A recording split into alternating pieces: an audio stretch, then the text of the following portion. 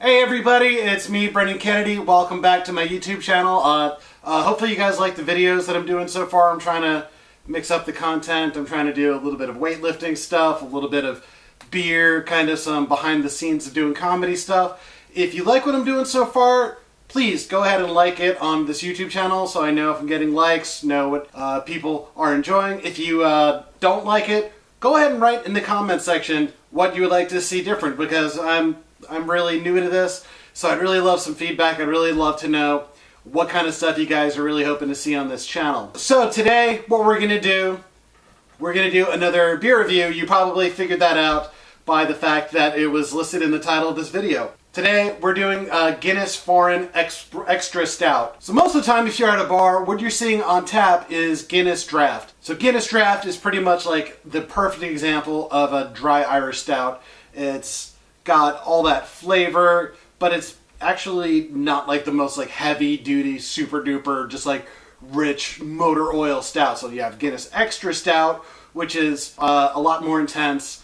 And then there's this is the Guinness Foreign Extra. So the story with the extra, or the Foreign Extra, is kind of similar to IPA. So back in the day, you had England as a colonial power spreading itself all over the world. There used to be a saying that the sun never sets on the English Empire because it was that big. And so when you have people all over the world, you have English people everywhere, they're not going to want to give up beer. So you might think to yourself, why not just start a brewery in India? That would be pretty easy.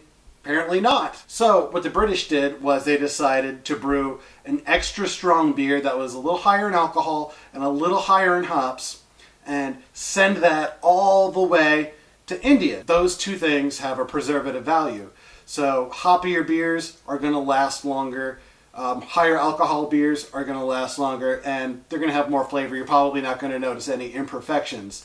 If you have a Bud Light and you keep it in a trunk over a hot summer, and you taste that Bud Light, it's probably going to taste pretty fucked up. I mean, it's Bud Light. It's not going to have much taste at all, but it's not going to taste great after you leave it in a trunk. So the idea with these beers, they take regular Guinness and they kind of give it that IPA treatment. So they're adding more malt, so it's more alcohol. They're adding more hops, so more bitterness, but also better shelf life. So now doing all this talking is making me extremely thirsty. I gotta drink this beer. What I'm imagining this to be, I've had it before, but it's been a really long time. I'm kind of thinking it's going to be in that neighborhood of like a Russian Imperial Stout, where it's really, really rich and heavy duty, really full body, lots of roastiness. Let's see. I pour it out here, and again, some of you guys who are more used to seeing your Guinness coming from the tap at the pub or whatever, you might be used to seeing a thick head that doesn't go anywhere. That's a really weird thing to say. You're like seeing a thick head.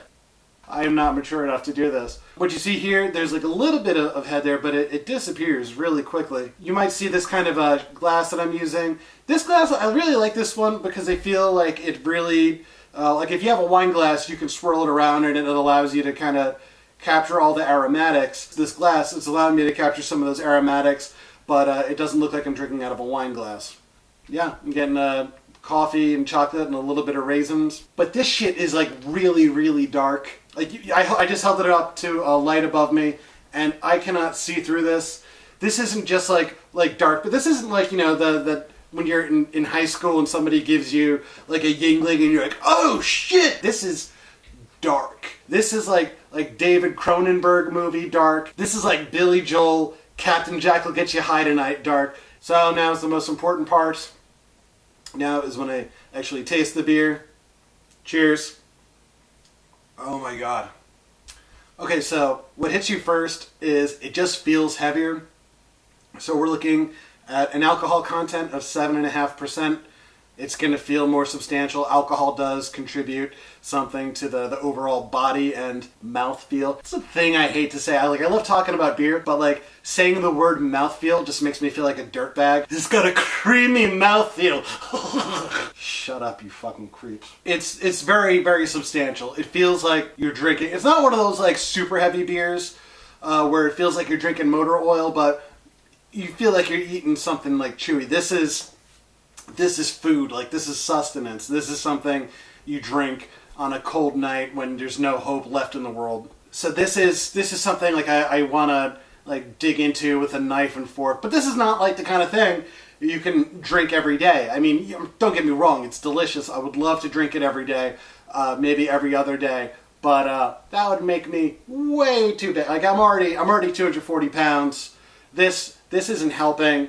But you know, you got to make your sacrifices somewhere. Eating the equivalent calories in broccoli to this wouldn't be anywhere near as fun. Flavor-wise, you get all that toasted grain. What I like about this, sometimes you have dark beers where they overload the roasted malt and it just tastes like soy sauce, or it just tastes bitter, just like old coffee grounds. This one, you can tell they're using like different layers of roasted malt. So you get some of that really dark stuff, you get some of that kind of caramelized malt, you get some toasty flavors.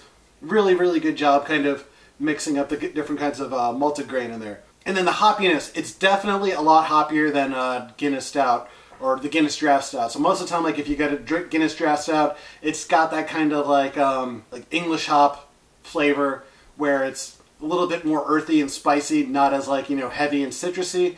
But this, it's more bitter. You're definitely getting a lot more bitterness, presumably to balance out all those malt flavor. Guinness has always been near and dear to my heart. Actually, it hasn't always been near and dear to my heart. The first time I ever tried Guinness, I was just beginning college, and my older brother had gotten me a bottle and said, "Dude, you like beer? You gotta try this. If you're Irish, you gotta try Guinness."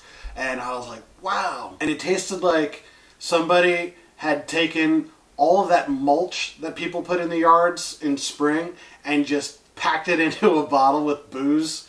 And it blew my mind. I couldn't wrap my brain around it. Yeah. But over time, Guinness became something that I loved and hold near and dear to my heart. I went to Ireland on my honeymoon and I did my best to get rid of all the extra Guinness that they had sitting around. I'm pretty sure they had some left when I left, but I like to think I put a good dent in. But it's a different beast. So this is something that Guinness, you know, they're making their everyday stuff, and this is the stuff that they decide to go around the world. It's a burly monster of a beer.